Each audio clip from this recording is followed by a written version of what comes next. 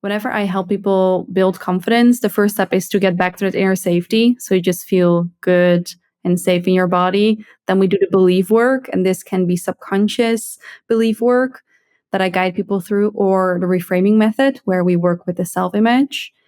Then I always start with the embodiment work because I believe that you can only become something you felt before, especially if you struggle with confidence. It's so difficult to let go of your old self to become your new self if you have no idea what that person feels like. And then I often do the exposure. And Yeah. if you do those 4 in a row, it's guaranteed that you're going to increase in confidence. And the funny thing is that I created this roadmap for people with nervousness and social anxiety, but it's still a roadmap I use every single time when I need to face something new because Yeah. confidence is an endless journey. Absolutely. And I love that your roadmap starts from within and then the outside. Like the exposure is actually testing it in the world, but yeah, you Yeah, have everything from in and out. actually getting results is also really good for your confidence, Yes. but I truly believe that you first need to do the inner work because if you're Yeah. just going to do the outer work, you might be chasing achievement to feel good about yourself. Yes. And if the achievement then doesn't come, you have to start at zero again. So I always start with the basis because if that is stable and you feel at something that's important to you, yes, the feeling might suck, but you still feel good about yourself because you've done all the work before. Yes. And one extra thing I'd like to add about the confidence journey is like, as you go through life experience, like as you do these exposure things, like even though you might fail in the future, you have all those experiences to kind of back you up. I feel like in life, you just get stronger and stronger because whether you won or failed in the past, like that experience is yours. Like no one could take it Yeah. away. Right. So it's Yeah. almost like you add a little extra, I don't know, like something on top of a mountain, like, oh, I did that. I did that. I did that. I'm not really proud of that. That was embarrassing, but I did it. If you frame life that way, you're just building your confidence and your sense of self. Yeah, I love that. And also, it is such a powerful thing to fail and add that to the mountain and just keep Yeah, going. I think that is exactly. what confidence is. It's like deciding like that sucked, but But let's I try did it. Yeah.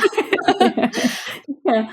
I think a lot of people frame failure as I lost something or I wasted Mm, time or I did something I regret or whatever. But if you just frame it as that added to my life experience, I learned so much from it, right? I grew from that. You grow more from your failures than from your wins. for sure. Whether it's a win or a failure, I always see it as a plus. Yes, you're so right. And I'm curious about you as well because you have done so much throughout your career, right? The podcast, YouTube, your own products. How has your confidence journey been for you during this whole process? Like you, I'm also someone who's naturally really shy. And I used to be afraid to speak up, afraid to make friends, afraid to talk. And I started YouTube with music, actually, like singing.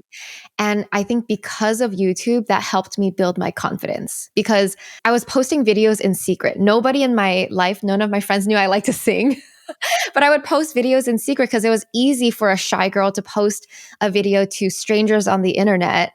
And then once I started getting some positive feedback and some exposure, right, some experience, that built my confidence enough to tell my friends like, hey, I do like to sing. And then it built my confidence to like actually get on a stage and perform something. And then that built my confidence to do Wow. a little bit more and more. And even with like making YouTube videos, talking to a camera, I was so bad in the beginning. Everyone starts off so awkward, so shy. If you look at the way I talk and the way I hold myself in my videos like 10 years ago, it's so different from who I am now.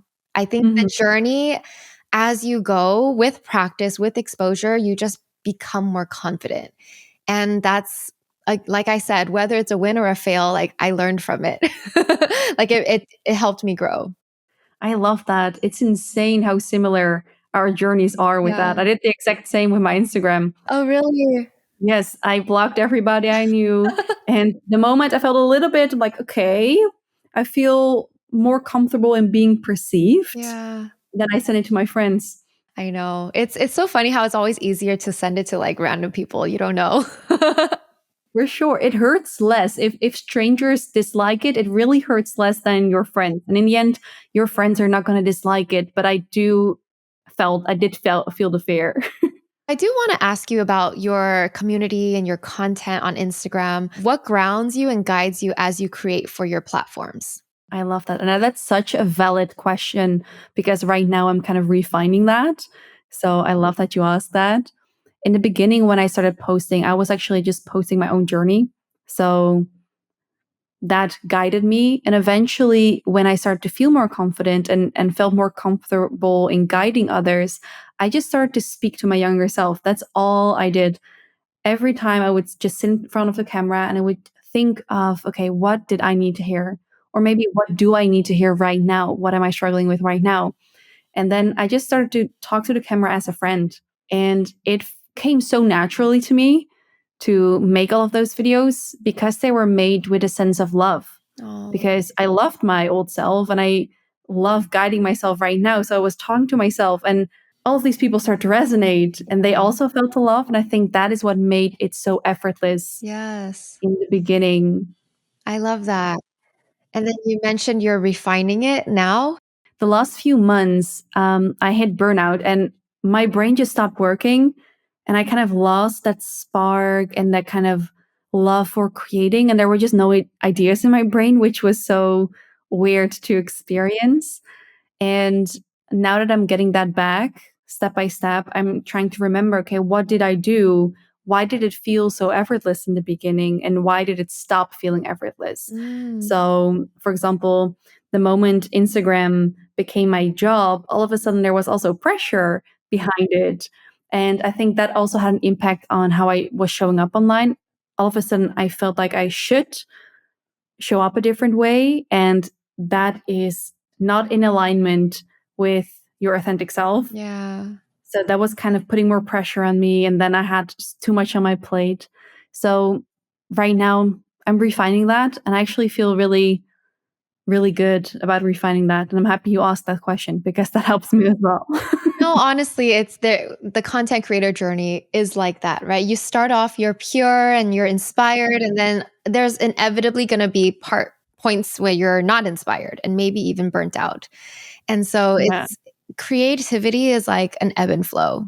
There's seasons, the way I see it. I love that you say that. So how do you go through that? So if you're in a low, how do you move through that low?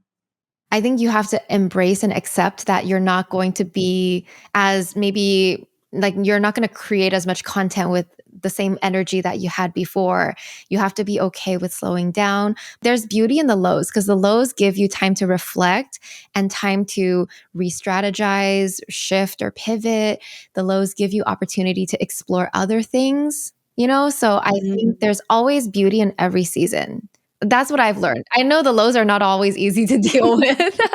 And I've been through like several in this career. Yeah. But looking back, I'm always like, okay, and that made sense because I wasn't as inspired. I made time to travel and I went to seek new experiences, or I was reading more books during this time, or there's always some good that came out of it. I love that. I'm really taking that with me from today's chat. I And how hope you look so. at that, that is so powerful. I love it. Yeah, yeah, because there's beauty in everything. If you're always busy, always like creatively inspired, like when are you going to make the time to like rest and Mm. read books that are on your to be read list? Like when are you going to make the time to do random things and take, sometimes you just need that spontaneity in life. Space for something new to enter. I love that. Yes. Thank you. Yeah, of course. Okay, so now I kind of want you to paint the picture of what your confidence feels. Whether you want to lead us in how you think about your embodiment session, because a lot of our listeners want to be able to obviously be super confident, super vibrant, and Yeah. you are someone who lives that. So, what does it feel like? Paint the picture so that we can feel it with you. Yeah. Okay. Is it okay if I guide them through a very short visualization? Absolutely. I always love to prep the mind. So, for the listeners out there, what would you do differently if you felt confident? Maybe today or in a week or a specific thing you are thinking about. Maybe you need to give a presentation or you need to go out in the city and do something fun. Just take one moment, maybe just your day, and just ask yourself, what would I do differently and how would I act differently if I would feel confident right now? And it's funny for me, for example, that is when I was struggling with social anxiety. If I would feel more comfortable, I would actually make jokes with strangers. So the moment you have something, you're like, this could be something, just go ahead and close your eyes and just take a few deep breaths in through the nose and out through the mouth. Again, one in through the nose and out through the mouth. Just allowing yourself to settle in. So relaxing the shoulders, relaxing the jaw. And I want you to picture that one thing, maybe that one activity, that one event, or that one moment that you just thought about. And start visualizing yourself carefree, confident in that moment. And while you do that, just make some space for excitement, for authenticity, or maybe play to come in. Just allow yourself to feel that feeling and relax into it.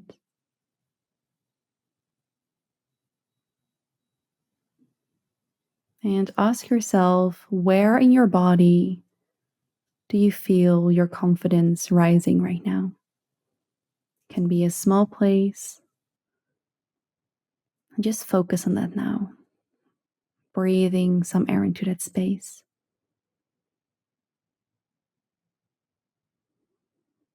Maybe it has a color, this energy.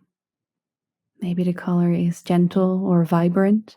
Just picture that confidence color in your body. And with each breath, allow it to just take up a little bit more space. Feel it spread through your body. And allow yourself to actually enjoy that feeling.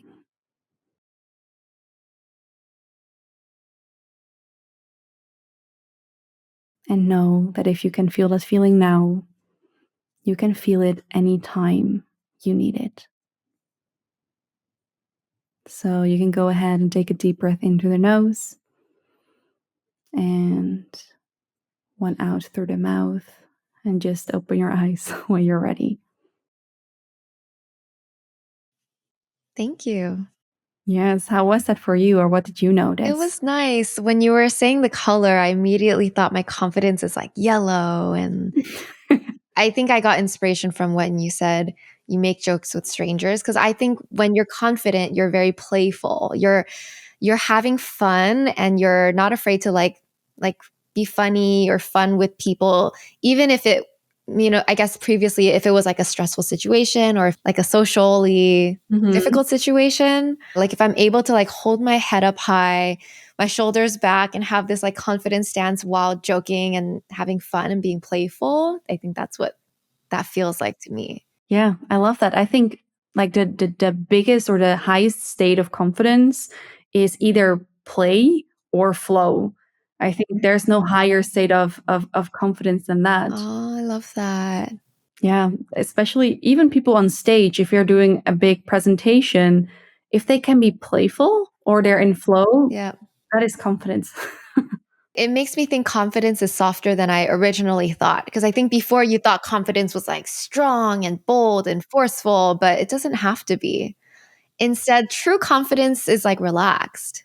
And especially for introverts and people who are more shy, having to think that confidence is this very big thing that is maybe loud can feel quite daunting. Like, I do not want to have that kind of confidence because the idea of it drains me. It's not authentic confidence to me. It might be for someone else. You can have quiet and gentle confidence, but you're strong within, but you're calm and relaxed on the outside. Yes, exactly.